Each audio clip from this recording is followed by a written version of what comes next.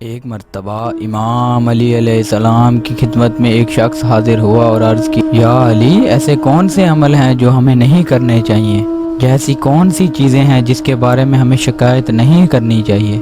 امام علی علیہ السلام نے فرمایا، بندہ خدا، ایسی 6 چیزیں ہیں جس کے بارے میں کبھی بھی شکایت نہیں کرنی چاہیے۔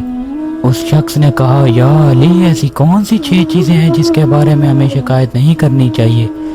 امام علی علیہ السلام نے فرمایا، بندہ خدا، اپنی قسمت کے بارے میں کبھی بھی شکایت نہیں کرنی چاہیے۔ اچھی اور بری تقدیر اللہ کی طرف سے ہوتی ہے، اس میں قسمت کا کوئی قصور نہیں۔ ہمیں اپنی قسمت کے بارے میں کبھی بھی شکایت نہیں کرنی چاہیے۔ یاد رکھنا، اولاد کے سامنے کبھی بھی بڑوں کی شکایت مت کرنا۔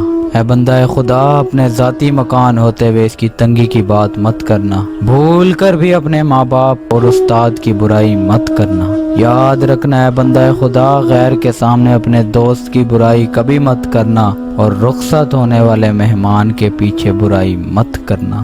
یہی وہ 6 چیزیں ہیں جس کی شکایت کبھی نہیں کرنی چاہیے۔ ان کاموں سے اللہ بہت ناراض ہوتا ہے۔